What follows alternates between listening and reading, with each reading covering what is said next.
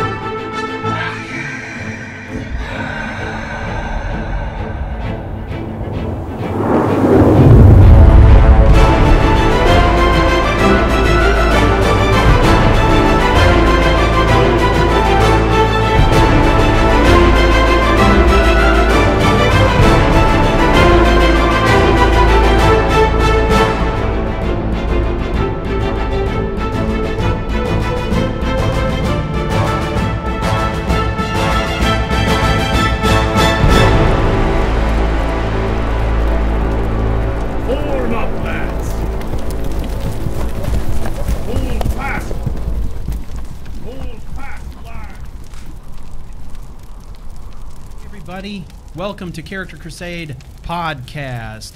This is episode number 49, and tonight we're talking about character archetypes and focusing on warriors. So welcome back, everybody, to the podcast. Like the movie? What? Which Warriors? Oh, the Warriors? Well, bottle? Yeah. We're each going to cover a different street gang from the movie The Warriors. I'm going to guess you're going to take Baseball Fury. I've got Baseball Fury. I didn't study for this test. Hey, I'm Stu. I'm Joe. Hey, and I'm Matt. And welcome back to Character Crusade Podcast. So tonight we are going to go for about 45 to 50 minutes, and then Tom is going to join us. We're going to do a switch and then go and play some Pathfinder later tonight. So I hope you enjoy this. We've done a little bit of research ahead of time here to try and figure out what warriors we want to talk about. But before we get into that, we got a few different announcements we're going to go over. The first one is Patreon. These are all the new patrons that Character Crusade Podcast has acquired since the last episode of this podcast. Flex that Patreon muscle. Yeah, that was on March 13th. So yeah. We thank you all, new patrons. We appreciate all the support. Every single penny goes towards making this podcast and Couch Warrior TV better, more entertaining, better, more interesting content. We do everything we can with the funds that we have. So we definitely appreciate all of your support. The other interesting thing is that we started a campaign back the beginning of March to basically every month give away a free piece of Couch Warrior TV or Character Crusade podcast gear to one person who has contributed to the podcast or to our Patreon campaign in some way during the month. So what we did is we tallied up everybody who contributed to our cause in March, and we did a random drawing, and the winner was who? James D. James D, correct. James D. So I don't know, James, if you're watching this live stream or not. We hope you are. If you are, congratulations. You're not getting this shirt. Yeah, Mine. You're not the shirt off Matt's back. He needs that one. We need him to keep wearing that shirt right now. But what we're going to do is we'll reach out to whoever wins each month, and we'll work with you to make sure we can get you a piece of gear that you like and that's in your size and the color you like and all that kind of stuff. There's 100 different ways that we can customize this stuff, but it'll be a T-shirt is what will be given away. So congratulations to James D. We're going to do it all over again on the next podcast for the month of April. So if you're listening to this podcast or watching it on YouTube, feel free to go out to our Patreon campaign at patreon.charactercrusade.com. Contribute in any amount, and you'll be entered in each month's drawing. So this is not for new patrons, it's for everybody who contributes during the month. So it doesn't matter if you're a long-time contributor or a brand new one. Everybody gets an equal shot at the drawing. So thank you all very much, and congratulations to James on that. Yes. And no, the randomizer is not bribable. Yes. No. It is not. We do not accept bribes Not unless at all, not bribable. they're really, really huge ones. I take no bribe. Unless it's a really huge one. Unless it's a really huge. Yeah. So anyway, thanks everybody. So let's get to the topic at hand, which is character archetypes. Now, the first season of our podcast, I think it was the first season or the second season, I don't recall, but we did a character archetypes episode where we talked about the dark ones, and it was about the idea of... Oh, yeah, that was a Halloween special, I think. Yeah, maybe it was. So that probably would have been season 1, I think, kind of discussing how to play evil characters, different kinds of evil characters you could play, things you could do in game or support with mods that would help you to play a character like that. It was a timely thing at that moment because Joe is in the process of launching into his Enaroth work, which featured a character that he was planning on going dark with, and that's really kind of where the idea came from. Wow, was it that long ago? It was. Wow. It was. So we resurrected that topic, character archetypes, and I put a poll out on Twitter asking if we should cover mages or warriors, and everybody voted warriors. Well, most everybody voted warriors. So here we are. We're going to talk about that. And we decided for our approach, what we would do is each of us would come in with some warrior-type characters from history and try to adapt those to the game of Skyrim, and it can be with or without mods. We're just going to see where the discussion leads. But each of us have come in with a couple of ideas, and we don't know who's bringing what ideas to the table at this point. So it's kind of wide open. We're just going to see where the discussion goes. But this seemed like a good exercise for us to try and adapt warriors that we think of from history to the game. What can we do in-game to kind of represent the fighting style of these warriors or the cultures that they come from, things like that. So who wants to start? I figure we could kind of go round robin. Everybody could throw one out, and then we can see where we're at after we go through one apiece. So maybe pick your favorite one. Matt, would you like to go first? Oh, I don't know if I had a favorite one. I was reading up on the Vikings and the Huns. Okay. For a lot of folks, probably fairly knowledgeable, at least a bit from history. The one that sort of resonated a little bit more with me was the Vikings, just because it ties in an awful lot with what was going on in Skyrim. Obviously, a huge amount of play on the historical context of the Vikings in building Skyrim. But one of the reasons why I thought it was fun was mainly because of my Irish heritage. And when I was living in Sweden, they said there aren't any Irish people, and I sort of looked at them like, "What do you mean there's no Irish people?" No. They're Scandinavians who couldn't build a very good boat. I see. Okay. Okay. So I thought this was kind of fun.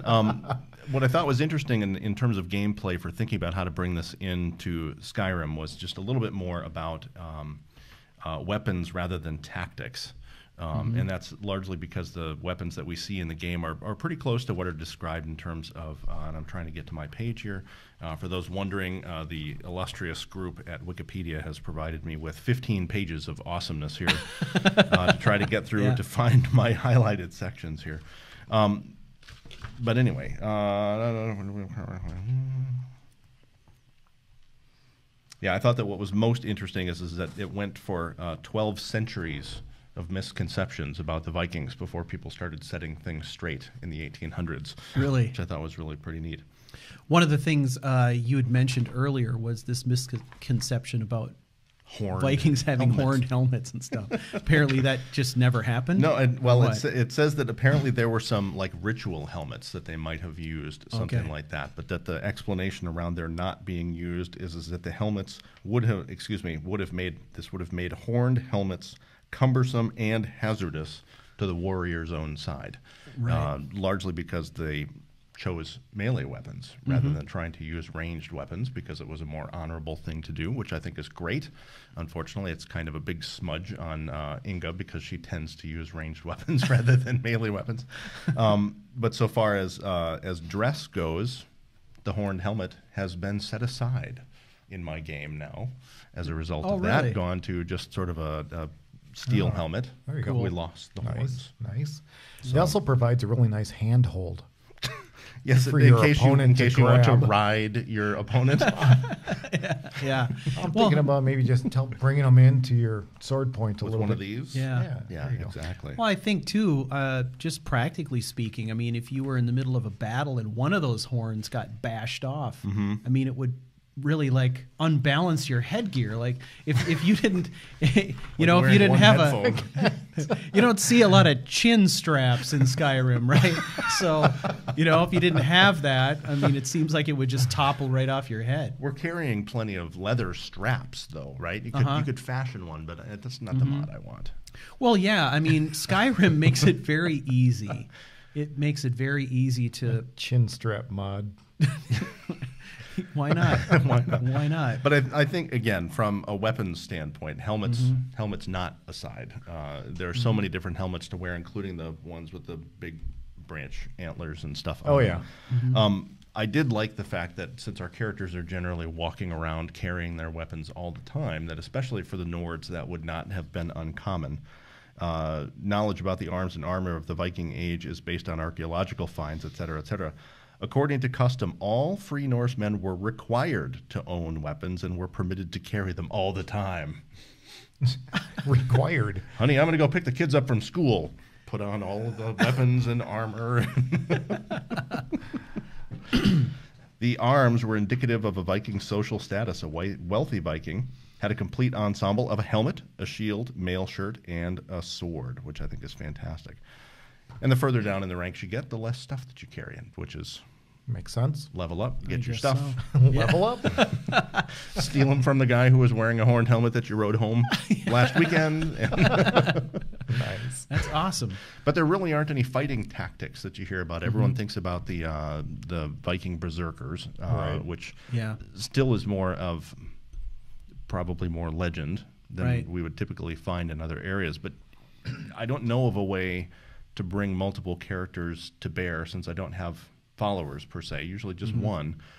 You can't really bring a rush of people into battle the way that you hear about in some of the Viking battles. Right. So we were talking about not modding and some modding. I love the fact that with the horses mod, convenient horses, that your horse will get right into the fight. Yeah. But what do I need to do to get more people into the fight? Would be my question. A follower mod, like, you know, amazing follower tweaks, that'll get you a few. Yeah, I mean, you're never going to have a horde, but I mean, if you look around the cities, it's not exactly Yeah. brimming. But I think it and would be kind of bustling fun if either, if you've so got it's- lively inns and taverns. I mean, if you could bring in that many That- people into the tavern and that have is- like that like a tavern melee, Yeah, why a not? big bar fight. Wow, that'd be kind of crazy. You know what you could do also is, you know, in the harbor in Solitude, there's a boat there. It's just a boat that floats out in the middle of the harbor. It looks like a Viking longship. It's not attached to the docks. It never does anything. It's just sitting there. You know, take like the camping mod, go to that boat and just kind of claim it as Make your it your spot. home. Yeah. Set up a, you know, the canvas style tent right on the deck of the ship and make it into your living quarters or whatever. That would be pretty cool. actually. That could be kind of interesting. Go through the exercise of, you know, getting out to your ship, getting on and off, disembarking every time you're going to go out and venturing or whatever, and maybe set up a camp right off of shore there, because the way that ship is situated, it's on the opposite side of the harbor, fairly close to the shore on the other side. Can you get up onto it? I think you could find a way. Okay. I think Yeah. that would be kind of fun, actually. Even if you just had to use a console command to turn clipping off long Sure. enough for you to get up in there and then drop yourself on deck, you could do that. Right. But well, yeah, because you wouldn't you be there for. But there's enough places Right. where you've got ships broken in half, where you've got Right. Oh, sure. chests and all kinds Yeah. of stuff in it. It would make sense that you could take over a boat and do that. yeah, yeah, there's a few Sure. of them that are in actually good enough condition that you could make them into something almost livable. I would think, with just camping mods. Sure. There's a lot of mods out there besides campfire, but that allow you to add other amenities like chairs and crafting right, equipment, and you can turn Yeah. basically any place into a base camp. Well, yeah, that. It's been so long since I've used it now. The one where you can build up all sorts of stuff. Oh, I know you yeah, used yeah. it. Yeah. What was that called? Well, there were a couple of them. There's the build anywhere one where you can construct stuff anywhere. Right. And then the one that we were using, Tundra Defense. That's what I was thinking. Tundra Defense would allow you to build all kinds of stuff. You could build a Right. palisade on the shore, and Really? you could build a dock Dock that that allows goes you out to to walk it. out there and stuff. Yeah. So there's tons of options if you're playing If you're going Legacy. to do a modded Okay. game like Yeah. that. Well, I like the ideas back there. And there's so much to read about, I mean, in terms of culture and language and all kinds of things. But Right. when we get into this, we think about how do we get out into the world and slay things. Yeah. So, Right. breaking out which kinds of weapons are going to make sense. Historically speaking, I'm not playing a very historically accurate game at all. Well, that's fine because there's magic everywhere and dragons and whatnot. So. You wouldn't know that there's magic in the game if you watched me play, because I suck at magic and always have. I've got to just get into the game and stop pretending that I can't, get through without it. Like level 30 right now, and I am still absolutely terrible at using magic. So, Yeah, it takes a little getting used to. Does. well, you got to be willing to use it, and I just Right. I know what damage a sword will do. So. Yep. Well, yeah, and if you don't invest in it, it's not going to do a lot of damage for you. So it takes some time, like anything. Yep. Inga is too much on the skooma to worry about the magic usually. Well, yeah, maybe her magic abilities are a bit hampered. That's a good term. Possibly. Well, that's cool. I like these ideas. That's I think it's easy to imagine Norse culture fitting into Skyrim because, like Of you're the saying, Nords. of the influence, right? Right.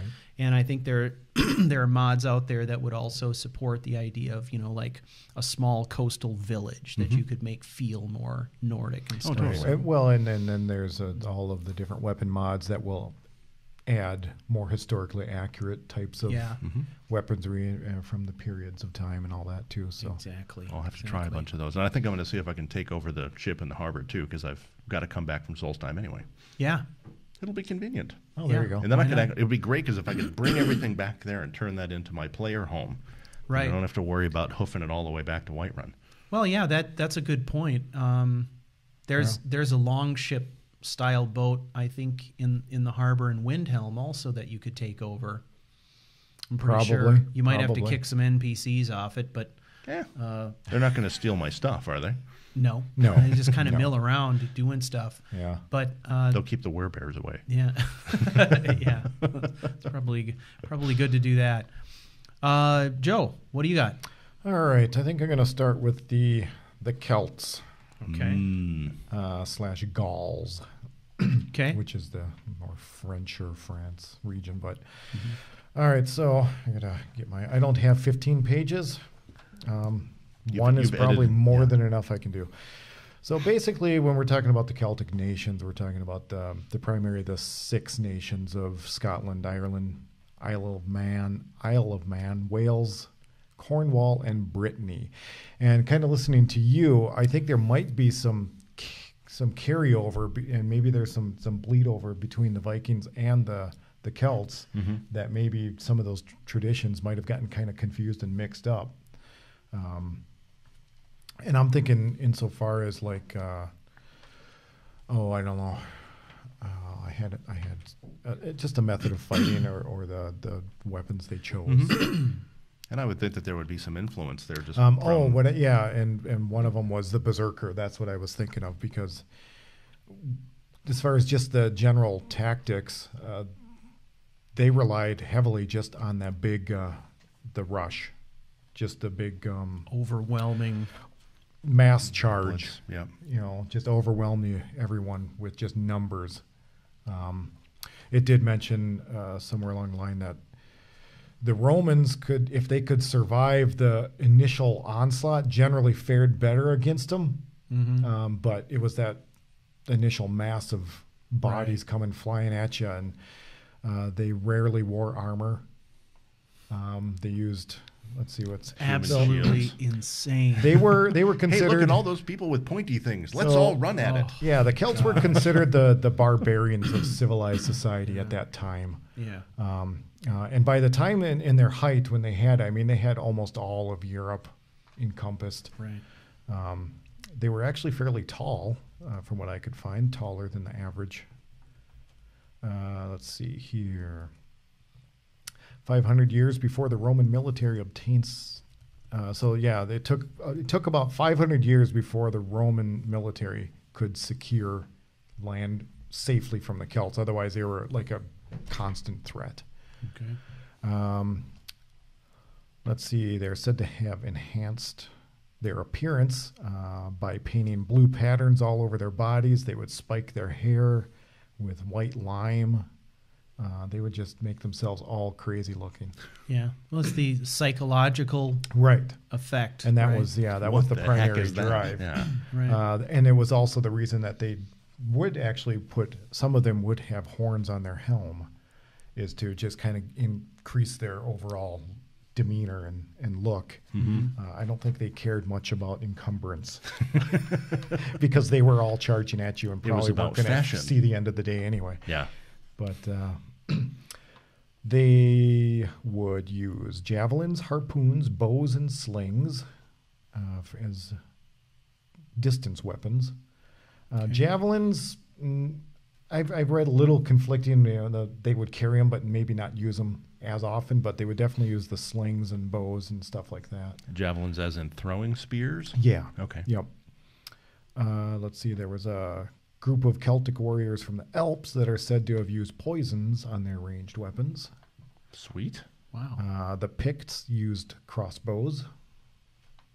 So Picked them off? They basically would use anything and everything. Wow. Just hammer you down.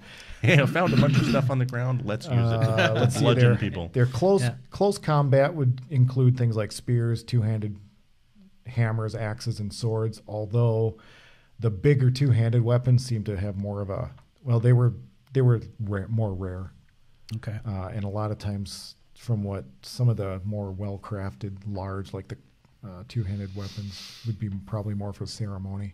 Mm-hmm. Okay. Well, I mean, how would you adapt this to Skyrim? I mean, we don't have anything sort of the equivalent of slings, but certainly bows, crossbows, even spears and other throwing weapons. Well, we and can you were do with talking about certain the fact mods, that you right? can use the Riegling spears in game, As right? arrows. Well, as arrows, yeah. As arrows, yeah. As arrows. I'm kind of bummed let's now that see. we're talking about it that there isn't a sling that you could use, because you could No. absolutely make use of stuff in Sure. in game. You know, So you happen I to be think you'd climbing have in to the do rocks. is maybe either use like the Forsworn actually come to mind. Yeah, I'm a pretty lot sure. of their gear, Yeah. as far as their bows, or maybe just the less enhanced or higher end weaponry as far as Right. the bows go. But You definitely get the sense that the Forsworn are sort of modeled after Gauls or Celtic some warriors or kind of something like that, you know? that's kind of what I was thinking. Yeah.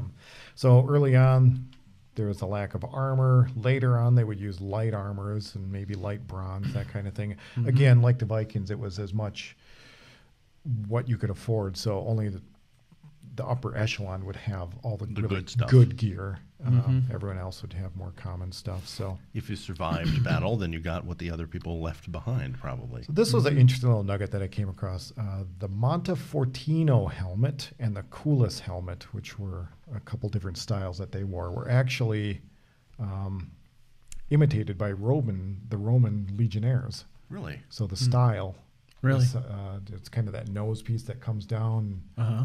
So that someone doesn't hack through your face? Was Yes. mimicked by the Romans, which I thought was an interesting Yeah. piece. And it was the Belgian helmets that had, they were a cone-like, long, square, straight plate to protect the neck. The warriors were known to fasten feathers or wings and horsetails to their helmets. Cool. And some of the helmets had real or metal horns attached. And they would use shields. So There's a lot of reason to do it, though, too. I mean, from warfare's perspective, anything that you can do to stop a a bladed item from coming down square on your head or coming down square on your neck. Big advantage. And something like feathers or horsetails or something not only would dress it up, but it would probably distract you. Well, I think that's kind of what in totally different kind of off topic a little bit, but is how the evolution of is it the musketeers, or I think some of the French armor came to have kind of that kind of rounded point towards the front, because it would help glance and deflect blows, and even I think shots from muskets would glance more easily, at least. I would like to point out the fact that not wearing any armor is bad. Well, according to the Celts, that was just fine. Yeah, they fared much better than I used to get. I guess in game, you would use kind of more of the, I guess, more primal types of weaponry. Sure. But there also was, use of crossbows, and poisons are fair game. Yeah, there's great. The leather kinds of armors, the light armors. Yeah, there's also like a couple different styles of fur armor. One that allows your whole upper body to be exposed, but still qualifies as armor. Yeah, kind of stuff like that. I think more. Yeah, just kind of sticking to that stereotypical barbarian kind of mindset or look. Not spending a lot of time in front of the forge. Let's see what else. Of course, we've got all the options for war paint and all that kind of stuff. Yeah, definitely you'd want to paint them up, and that was all for show. That's pretty fun. Let's see. And I've never tried. Can you add war paint after you've created your character? You can. With the right mods, or in the vanilla game, if you go to the face sculptor in Riften, you can pay 1,000 septims and then get back into the character creation menu. Make pretty much any change you want to. I did not know that. Yep. So the other couple pieces that kind of reminded me of the Forsworn were, their use of guerrilla tactics. Okay. Understanding how to use the terrain to your advantage. Let's see what else.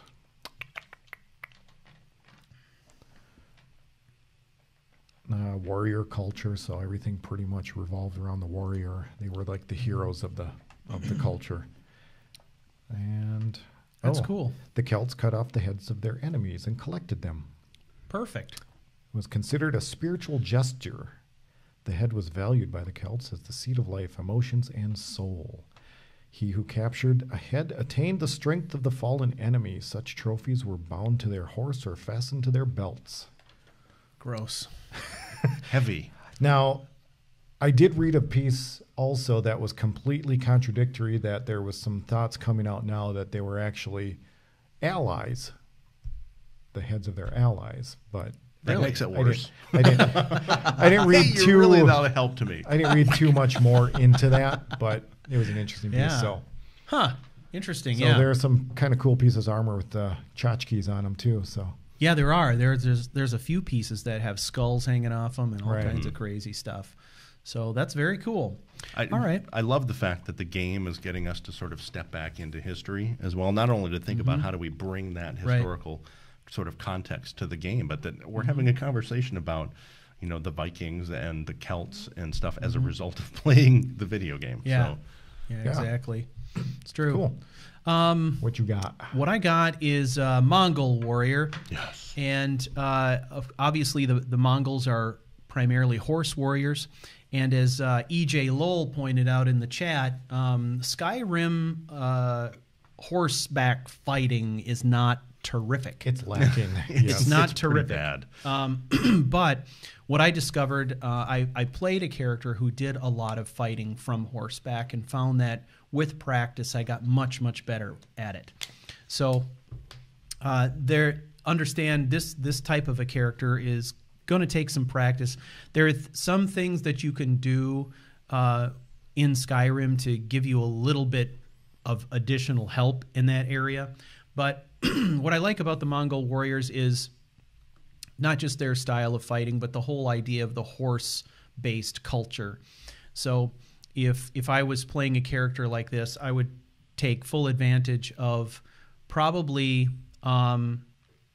convenient horses and the companion mod that goes with it that allows you to have herds of horses that you can bring with you places. You basically carry a banner and all of your horses will follow you from place to place like a herd. and you can drop the banner, and the horses will kind of stay in and around the banner area. You can acquire dogs. I was going to say, is this the one that gives you a dog to guard? Yeah, them? Cool. things like that. Really? Right? So it would help you kind of simulate horse culture. But as far as the Mongol warriors themselves, we have obviously an emphasis on powerful short bows, stuff like that. So, starting out, you can certainly use the imperial bows or the hunting bows, the long bows. Sure. Any of those are great choices. Also, swords, more curving style blades, typically, rather than straight blades. Maces, they were known for using maces from horseback, stuff like that. So don't miss and hit the horse. that's another thing that you can use. What I would suggest if you're playing this in Skyrim and you're going to focus on horse-based combat, first of all, practice with the bow from horseback. Learn how to do it. The more you use it, the better you can get at it. But I would also consider the idea of acquiring a two-handed weapon and using that two-handed weapon specifically for fighting from horseback for its extended reach. Oh yeah, good idea. What I discovered is that worked pretty well. So with a character like this, you might actually consider the idea of either being sort of a multi-skill type of warrior where you can use one-handed and two-handed weapons, or being more of a two-handed weapon specialist so that you get the benefits from horseback as well with the reach of that weapon. And I think either a sword or a hammer could be fair game there. The hammer is going to give you the extended reach from horseback as well. But as far as the kind of horse culture goes, I just love the idea of having your horses with you. Your herd is there. Right. You're spending a lot of time camping in the kind of the wide open spaces. Maybe bringing on additional followers with a follower mod that you are kind of adopting as part of this tribe, right? Well, what I like about that too is it causes you to think more diligently about your destinations and where you're going to go and how to cut through a mountain. Can your horses get through it? Yeah. I mean, we all know that horses can climb better than billy goats in Skyrim, but I have a screenshot of this weird magnetic horse. Yeah, if you have several of them, right? What happens there? Yeah, you could risk losing one, or who knows? I don't know. Eventually, it'll probably catch up, but just to simulate that movement. I don't know. I don't know if there's what the limitations are on that. I'm not really sure. Because I've only gone with 2. Right? I've had as many as 4. My horse plus cool. 3 others, and then 2 dogs that were guarding them and just kind of moving around. I'd pop that banner down, and the horses would all gather there. The dogs would gather there, and then set up the tents and stuff like that. That's very cool. It is very cool. Those nice big fur tents and stuff would seem very fitting for that style of play. Yeah. So, something like that could be interesting. Obviously, the all of those areas in and around Whiterun where there's kind of that plains, wide open tundra, right? That could have a tendency to feel like, your home space, right? But it would be fun to do as the Mongols did, right? And go and conquer other places, unfamiliar places. So I feel like that style of play is really interesting. I think the really cool thing is maybe playing around a little bit to try and find ways to feel as if you're subsisting more based on the presence of your horses in game, like the Mongols did, where the Mongols would, they use the milk from the horses. They would actually, in dire straits, they would bleed the horses sometimes periodically and mix it with milk for the protein and the additional vitamins, things like that, the nourishment they would get from that. They obviously they valued the beasts highly, and used them extensively, and they used them in interesting ways that you would never expect. Yeah, seriously. Very cool. Yeah. But that is something that if you really want to get into it, you just gotta practice fighting from horseback, and it can be very a challenge frustrating at first. But like you say, I'm not I was never very good at it, but I know when I was doing that more often, it did get noticeably easier once you kind of understood the mechanics and the mouse buttons. Exactly. And with mods like Convenient Horses, it allows you to have more finite control over things like horse charging and stuff. Right. The amount of damage it does, or the area that can be affected by a horse charge. The other thing that I discovered too is I even found situations where, you know, if I hit the attack button and held down the attack button on the left or right without actually releasing the button, my character would hang off the side of the horse. Oh, cool. He would hang off the side of the horse, and I could circle around, keeping the horse kind of between me and a mage, for example, or, you know, stuff like that. It allows you to kind of play around and simulate for yourself how some of these tactics might work. Yeah. So, very cool. Yeah. I like it. Are we ready to do another round? No, I think we can do another round. The other one that I was reading about was the Huns, only because I was thinking very similar to what you were thinking about with the Mongols, was that they're really sweeping across the continent, sort of taking whatever they could, and found out the areas where they stopped. And I was fascinated by the map here, and not everybody out here is going to be able to see that, obviously. The amount of terrain that they traversed, and thinking about how large of a mass of people and where did the Huns come from? I never really understood that. I didn't where read back they there. originated from. But it said that in 395, the Huns began their first large-scale attack on the Eastern Roman Empire. So, I mean, we're talking about probably modern-day Russia. I don't know how far across that would be. Okay. Let's see if we can find it here. Because I wasn't reading about that Eastern European, Slavic Could stuff, sounds maybe? about right. Yeah. I don't know. Straight north of Constantinople. Okay. Istanbul? Don't even start. Istanbul and Constantinople. Off the Black Sea. The Hunnic Empire under Attila, taking over the Roman Empire into parts of Italy. So I don't know where they would have started. But Attila was the Hun. Genghis was the Khan. Genghis was the Khan. Yeah. So here, the Huns appear northwest of the Caspian Sea in the pre-370s. So there you go. Look at the Caspian Sea. That's from Narnia, right? I believe so. Right? Okay. Yeah. Got it. Wow. Matt, we were supposed to research real historical stuff. I'm sorry. I thought that not Narnia C.S. was. Lewis. God. Let me get into page 13 of this one. Strategy and tactics. This is the fun part, right? No, it's not, because Hun warfare as a whole is not well studied. That even says so right here. It's not well studied. But Okay, so anyways. Huns, as devious and very experienced in military matters, they are described as preferring to defeat their enemies by deceit, surprise attacks, and cutting off supplies. Not necessarily direct attack. Okay. The Huns brought large numbers of horses to use as replacements and to give the impression of a larger army on campaign. The Hunnish peoples did not set up an entrenched camp, but spread out across the grazing fields according to clan, guard their horses, etc., etc. So they would try to give the sense that they were a much bigger force than they were, and to try to cut off supplies to particular areas. From an equipment standpoint, mail, swords, bows, and lances. Most were armed with a bow and a lance and used them interchangeably.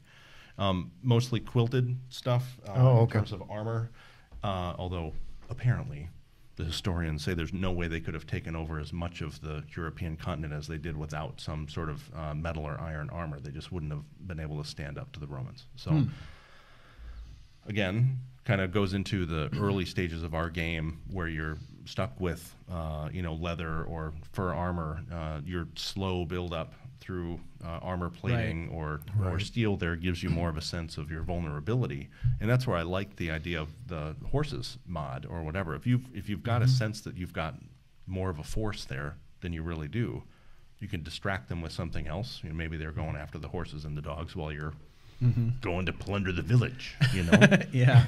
So. Well, I just kind of like the sort of subconscious sense that the character type gives you of deceit and trickery and stuff like that. It kind of plays into some of the other stuff that you could get into as a warrior around thieving or assassination, Oh, yeah, for or sure. things like that. Right. That's pretty cool. I like agree. that. Yeah. For sure.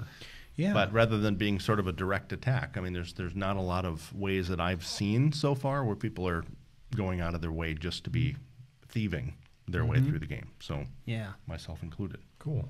Yeah. So if we know of some, I'll need to go find them. All right, everybody. That brings us to almost 45 minutes worth here. We're going to wrap it up pretty quick and then get reset for our next phase here for some Pathfinder. I hope some of you will stick around and join us for a couple hours worth of classic tabletop gaming. So thank you all, everybody, for joining us in this episode. We'll have this up hopefully on Friday, both audio and video versions of it. So we appreciate your attendance, and we invite you to stick around for Pathfinder. If not, we will see you next time. Oh, no, we'll see them. They'll be on Pathfinder. Guaranteed. Guaranteed. Thanks, Okay. everybody. Bye. Yeah.